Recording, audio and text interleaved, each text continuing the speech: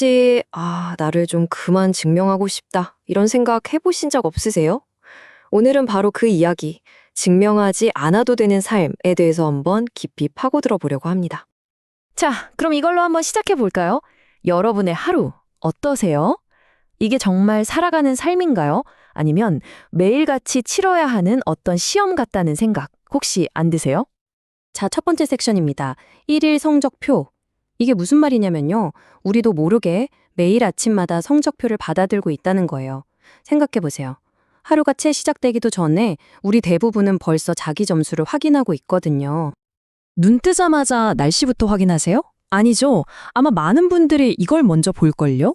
메시지는 몇 개나 와 있는지, 통장 잔고는 어떤지, 어젯밤에 올린 SNS에 좋아요는 몇 개나 달렸는지, 이런 디지털 성적표 말이에요. 이게 실시간으로 내 가치를 매기는 것 같잖아요. 그리고 이 숫자들 마치 물감처럼 스며들어서 우리의 하루 전체의 기분을 좌우하게 되죠. 이렇게 끊임없이 뭔가를 측정하고 평가받다 보면 마음속에 조용한 불안감이 싹트기 시작해요. 나 이 자리에 있어도 괜찮은 사람 맞나? 하는 그런 거요.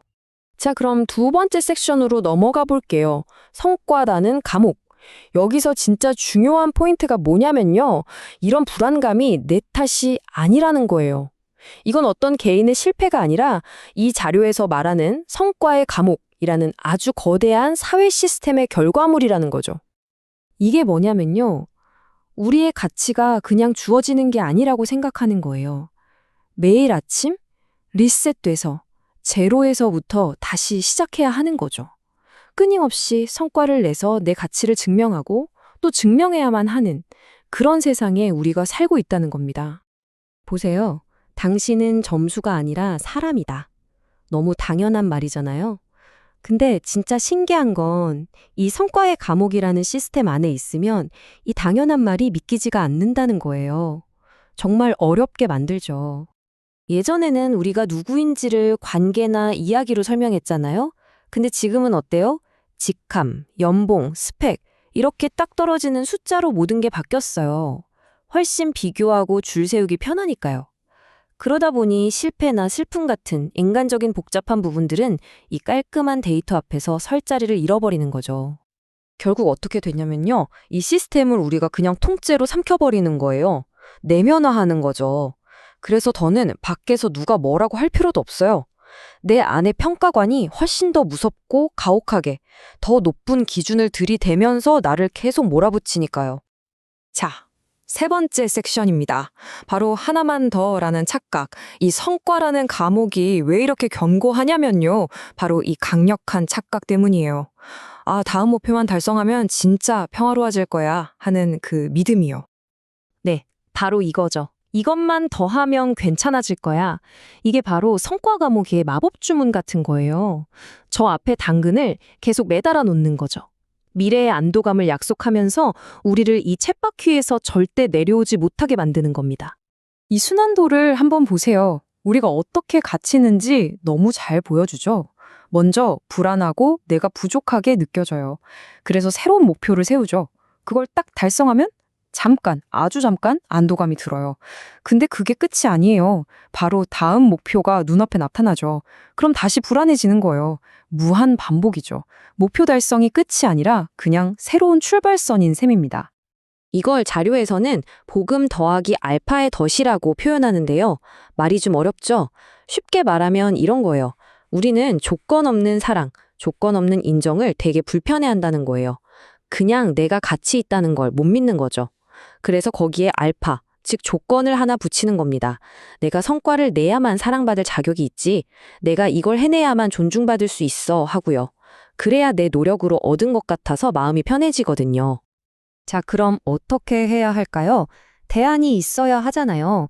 여기서부터는 완전히 다른 관점을 한번 제시해 보겠습니다. 생각해보면 우리 삶은 시험으로 시작되지 않았어요. 그쵸? 우리의 존재 자체가 처음부터 뭔가 해내야 하는 과제가 아니었다는 겁니다. 그냥 무조건적인 선물로 주어진 거였죠. 모든 건 여기서부터 시작됩니다. 우리가 애기였을 때를 떠올려 보세요. 아무것도 할 수 없었죠. 그야말로 무력한 존재였잖아요. 그런데도 살아남았어요. 누군가의 잠, 돈, 에너지를 선물로 받았기 때문이죠. 우리가 지금 쓰는 이 말, 우리가 사는 이 사회, 우리가 누리는 모든 것. 사실 우리가 만든 게 아니잖아요. 전부 보이지 않는 거대한 선물의 망 위에서 살아가고 있는 겁니다. 이 사실은 우리가 어른이 됐다고 해서 달라지는 게 아니에요. 이 두 가지 관점이 삶을 어떻게 바꾸는지 한번 보세요. 삶이 시험이라면 내 가치는 내가 노력해서 따내야 하는 거예요. 노력은 나를 증명하는 오디션이고 쉬는 건 위험한 일이죠. 실패하면 그건 끝장, 판결이에요. 하지만 삶이 선물이라면 어떨까요? 내 가치는 그냥 있는 거예요. 노력은 그 선물에 대한 감사한 응답이 되고 휴식은 당연히 필요하죠. 실패는요? 그건 그냥 내 이야기의 한 부분일 뿐입니다. 엄청난 차이죠? 자, 그럼 마지막으로 제일 중요한 질문이 남았죠. 알겠다 이거예요. 근데 삶을 선물처럼 산다는 게 구체적으로 대체 뭘 어떻게 하라는 걸까요? 이게 절대 아무것도 하지 말자는 말이 아니에요. 오해하시면 안 됩니다. 이건 우리의 동기, 즉 우리를 움직이는 엔진 자체를 바꾸자는 이야기입니다. 뒤처지면 안 돼 하는 두려움의 엔진이 아니라 나는 이미 괜찮아 라는 자유와 감사의 엔진으로 말이죠. 그럼 그 자유의 엔진은 어떻게 켤 수 있을까요? 바로 이런 행동들로 가능합니다. 어떤 보답도 바라지 않고 누군가를 돌보는 것, 상대의 스펙이나 자격을 따지지 않고 기꺼이 맞아들이는 환대, 그리고 다른 사람의 아픔과 짐을 내 것처럼 함께 짊어지는 연대. 이런 구체적인 행동을 할 때 우리는 삶은 선물이라는 진실을 몸으로 살아내게 되는 겁니다. 우리 모두가 그렇게 연결되어 있다는 걸 확인하게 되는 거죠. 결국 이 모든 이야기의 핵심은 이겁니다. 나를 증명해야 한다는 그 무거운 갑옷을 벗어던지는 게 끝이 아니라는 거예요.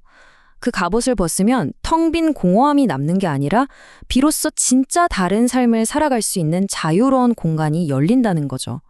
그래서 오늘의 이 이야기는 여러분께 마지막으로 이 질문 하나를 던지고 싶습니다. 만약, 정말 만약에요, 더 이상 여러분의 가치를 증명할 필요가 없어진다면 그때 당신은 무엇을 하시겠습니까?